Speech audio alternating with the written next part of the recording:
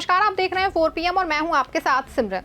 दोस्तों, अभी तक जिस मिडिल ईस्ट में इजराइल अमेरिका की जोड़ी का दबदबा बना हुआ था, ईरान के खिलाफ शुरू हुई जंग ने इस बड़े मिथक को तोड़ दिया है। एक और जहां अमेरिका इजराइल से पीछा छुड़ाने की कोशिश में लग गया है, दूसरी ओर रूस ने अयातुल्लाह खामेनेई के समर्थन में बहुत बड़ा बयान दिया है, जिससे इजराइल के राष्ट्रपति बेंजामिन नेतन्याहू की हवा ही निकल गई है। रूस ने ईरान के सुपर लीडर को लेकर कुछ ऐसा कह दिया है कि पूरी दुनिया में हाहाकार मच गया है। और रूस के इस बयान के बाद न सिर्फ इजराइल बल्कि अमेरिका को बैकफुट पे जाना पड़ा है। रूस ने ईरान के सुप्रीम लीडर को लेकर कौन सा बहुत बड़ा बयान दिया है और कैसे ना सिर्फ इजराइल बल्कि अमेरिका को भी अपना हाथ पीछे खींचना पड़ा है, सब कुछ आपको अपने से पूछने बताऊंगी मैं। साथ ही साथ चर्चा करेंगे कि कैसे हैरान परेशान इजराइल अब अकेले जंग लड़ने की बात कर रहा है। दोस्तों, पिछले एक हफ्ते से इजराइल का पीएम बेंजामिन नेतन्याहू हर दिन माइक पकड़ के जोर जोर से चिल्ला रहे थे कि हम ईरान के supreme leader Ayatollah Ali Khamenei को खत्म कर देंगे। ये जंग तभी खत्म होगी जब खामेनेई खत्म होंगे। इसको अंजाम देने के लिए इजराइल ने कई बड़ी चालें भी चली, लेकिन अपनी ऑपरेशन राइजिंग लॉयन के तहत ईरान के न्यूक्लियर साइट जैसे सैन्य ठिकानों और यहां तक कि रिहायशी इलाकों पे बमबारी की। कुछ मोसाद के जासूसों को ईरान में सक्रिय कर दिया, लेकिन जब रूस के राष्ट्रपति पुतिन ने नेतन्याहू की सारी हेखड़ी निकाल दी है। पुतिन ने सेंट पीटर्सबर्ग में सीनियर न्यूज एजेंसी एडिटर्स से बात करते हुए दो टूक कहा, खामेनेई को मारने की बात मैं सोचना भी नहीं चाहता। अगर इजराइल और अमेरिका ने ऐसा कुछ करने की कोशिश की तो ये मिडिल ईस्ट को न्यूक्लियर तबाही की ओर ले जाएगा। क्रेमलिन के प्रवक्ता दमित्री पेस्कोव ने और साफ शब्दों में चेतावनी दी, अगर खामेनेई को कुछ हुआ तो रूस की प्रक्रिया बहुत नेगेटिव होगी। इससे ईरान के अंदर भयंकर प्रतिक्रिया होगी। आपको बता दें कि कोई मामूली चेतावनी नहीं है, बल्कि ये रूस की खुली धमकी है कि अगर इजराइल ने खामेनेई को निशाना बनाया तो उसे भारी कीमत चुकानी पड़ेगी।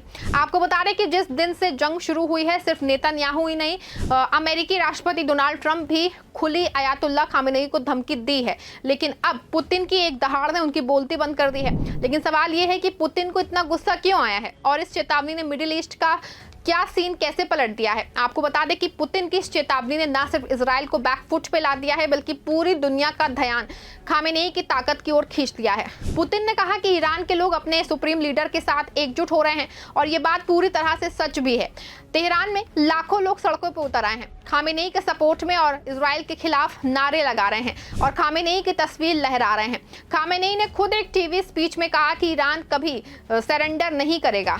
अमेरिका और इजराइल की धमकियों से हम डरने वाले नहीं हैं। वहीं दूसरी ओर ईरान ने इजराइल पर सैकड़ों बैलिस्टिक मिसाइलें दाग के बता दिया है कि वो किसी से कम नहीं है। इन हमलों में इजराइल के सोरोका हॉस्पिटल और तेल अवीव स्टॉक एक्सचेंज को भारी नुकसान हुआ। इजराइल का दावा है कि 24 लोग मारे गए और 592 घायल हुए हैं, लेकिन मानवाधिकार संगठनों का कहना है कि नुकसान इससे कहीं ज्यादा है।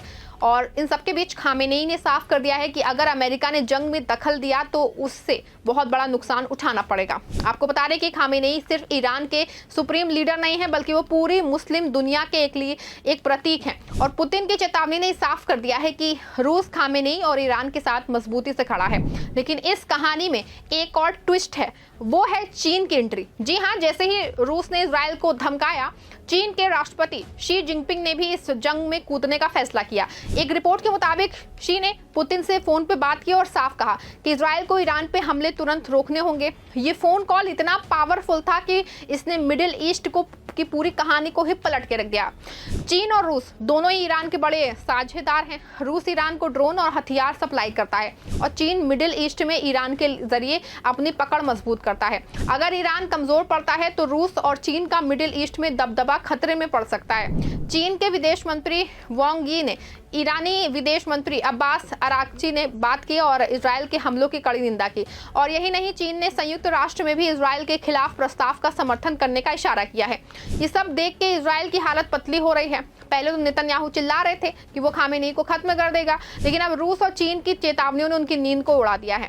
आपको बता दें कि एक और जहां कि अमेरिका के राष्ट्रपति का पहले वो इजराइल के साथ जंग में कूदने में 2 हफ्ते का समय मांग रहे थे, तो वहीं दूसरी ओर उनका गंदा खेल भी सामने आए हैं। आपको बता दें कि आज भी अमेरिकी कारगा विमान तेल अवीव में लैंड कर रहे हैं। ये विमान हथियारों और सैन्य सप्लाई से भरे हैं, जो साफ बताते हैं कि अमेरिका इजराइल को अंदर खाने पूरा सपोर्ट दे रहा है। फिर भी इजराइल इसराइल की हालत खराब है। इस जंग की वजह से इसराइल को हर दिन करोड़ों डॉलर का नुकसान हो रहा है। हर दिन इसराइल को 6000 करोड़ रुपए का नुकसान हो रहा है। तेल अवीव स्टॉक एक्सचेंज क्रैश कर चुका है और इसराइल की जीडीपी लगातार गिर रही है। वो घट के 3.6 पे आने की उम्मीद है। और इन सबके बीच नेतन्याहू अब चिल्ला रहा है कि हम अकेले ही जंग लड़ेंगे, लेकिन सच तो ये है कि बिना अमेरिका के सपोर्ट के इसराइल की हवा निकल चुकी है। आपको बता दें कि नेतन्याहू की सारी हेकड़ी अब धूल में मिल गई है। नेतन्याहू अभी तक सोच रहे थे कि अमेरिका के दम पे तुम ईरान को कुचल दोगे, लेकिन ट्रंप ने तुम्हें बीच मझधार में ही छोड़ दिया और अब रूस और चीन की चेतावनियों ने तुम्हारी नींद को उड़ा दिया है। तो ये वही बात हो गई कि तुमने शेर के सामने ललकार लगाई और अब शेर के साथ पूरा जंगल तुम्हारे खिलाफ खड़ा हो गया। आपको बता दें कि इस जंग में रूस और चीन का गठजोड़ इसराइल और अमेरिका के लिए सबसे बड़ा झटका है। भले ही रूस और चीन ने खुले तौर पे ईरान को हथियार देने का ऐलान नहीं किया, लेकिन ये साफ है कि दोनों देश अमेरिका को मिडिल ईस्ट से दूर रखने के लिए हर मुमकिन कोशिश कर रहे हैं। रूस ने पहले ही ईरान को ड्रोन और हथियार सप्लाई किए हैं और अगर जंग बढ़ी तो चीन भी ईरान को सैन्य मदद दे सकता है। और यही नहीं, नॉर्थ कोरिया और वेनेजुएला जैसे देश भी ईरान के साथ खड़े हो रहे हैं। बता दें आपको कि इस बीच एक बार फिर से ईरान की राजधानी तेहरान में शुक्रवार दोपहर इजरायली ड्रोन हमले में एक ईरानी न्यूक्लियर साइंटिस्ट की मौत हो गई।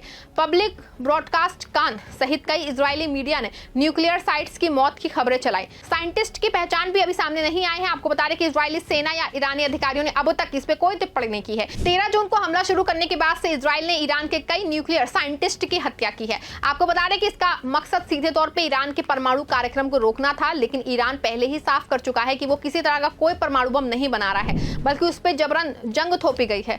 दूसरी ओर ईरान की राजधानी तेहरान में जुमे की नमाज के बाद हजारों लोगों ने इजरायल के खिलाफ विरोध प्रदर्शन किया और अपने नेताओं के समर्थन में नारे लगाए। सरकारी न्यूज चैनल पे दिखाई गई तस्वीरों के अनुसार ईरान के खिलाफ अमेरिका की धमकियों के खिलाफ भी नारे लगाए। अल जजीरा की रिपोर्ट के मुताबिक प्रदर्शनकारियों ने अपने हाथों में इजरायल के हमले में मारे गए कमांडरों की तस्वीर पकड़ी हुई थी। लोगों ने ईरान, फिलिस्तीन और हिजबुल्लाह के झंडे भी लहराए। एक प्रदर्शनकारी ने सुप्रीम लीडर खामेनेई के समर्थन में बैनर पे लिखा था कि मैं अपने नेता के लिए अपनी जान कुर्बान कर दूंगा। सरकारी टेलीविजन के अनुसार उत्तर पश्चिमी ईरान के तबरेज और दक्षिण शिराज में भी विरोध प्रदर्शन हुए हैं। ईरानी न्यूज एंकर ने कहा कि ईरान की एकजुटता पूरे देश में प्रतिरोध का शुक्रवार है। आपको बता दें कि ईरान ने अपने एयर डिफेंस से जुड़ी खुफिया जानकारी इजरायल को भेजने के आरोप में मोसाद एजेंट को गिरफ्तार किया है। सरकारी मीडिया रिपोर्ट के मुताबिक आरोपी व्हाट्सएप के जरिए ईरानी एयर डिफेंस से जुड़े ठिकानों के बारे में इजरायल को जानकारी भेज रहा था। दोस्तों, ये थी शुक्रवार को मिडिल ईस्ट के जंग का पूरा सच। पुतिन की दहाड़ ने नेतन्याहू की सारी हेकड़ी निकाल दी है। खामेनेई और ईरान न सिर्फ अपनी ताकत के दम पे इजरायल को जवाब दे रहे हैं, बल्कि रूस, चीन उनके साथ खड़ी है। दूसरी ओर ट्रंप की पलटबाजी और इजरायल की आर्थिक तबाही ने साफ कर दिया है कि इस जंग में इजरायल और अमेरिका की हार तय है। माना जा रहा है कि जंग जैसे जैसे बढ़ रही है, नेतन्याहू की सारी साजिशें अब धूल में मिल रही हैं।